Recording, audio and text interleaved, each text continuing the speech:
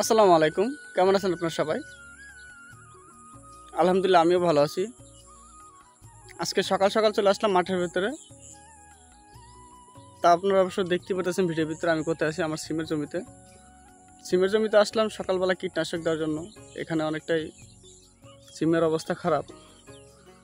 আপনারা ভালো করে জানেন যে গত কিছুদিন যাবত যে পরিমাণে বৃষ্টি হচ্ছে আমাদের এলাকার ভিতরে, দেখেন পেছনে অবশ্য দেখা যাচ্ছে যে আমার জমিতে পানি অনেকটা জমাট হয়ে আছে। হ্যাঁ, যার কারণে আমার সিমের অবস্থা খুবই খারাপ।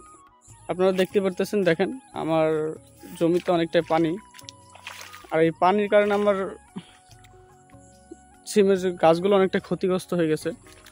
দেখেন সব কটা লাল হয়ে গেছে গাছে। এগুলো এখন বাঁচবে কিনা সেটা বলতে পারতেছি না। এখন এই পানি না শুকানো পর্যন্ত কোনো ব্যবস্থা করতে পারতেছি না, অনেকটাই ক্ষতি হয়ে গেছে। আর আমরা এই সিমের ভিতরে যাচ্ছে পেয়ারা গাছ, এই পেয়ারা গাছে কোনো ক্ষতি এখনও দেখা যাচ্ছে না অবশ্য।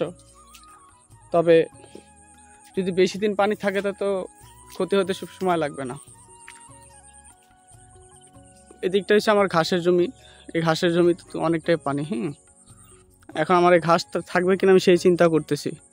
ওইটা হচ্ছে পেয়ারা বাগান আছে, ওর সাথে হলুদ আছে। ঘাসের জমিতে পুরোটা পানি, আর এদিকে আমার সিম গাছ অনেকটাই ক্ষতি হয়ে গেছে।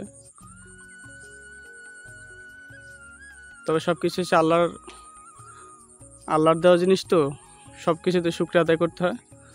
আল্লাহ যা করে ভালোর জন্যই করে। তো এবার বৃষ্টিতে কার কার কেমন ক্ষতি হয়েছে এটা জানান সবাই।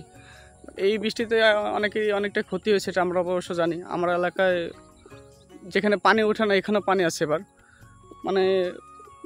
এত মাত্রা পানি এর আগে আমি কখনো দেখিনি। আমার এই জমিটা অনেকটা উঁচু, তারপরে এই জমিতে মনে করেন সে পানি উঠে অনেকটাই ক্ষতিগ্রস্ত হয়ে গেছে। কার কার জমিতে এরকম পানি উঠেছে একটু সবাই জানেন।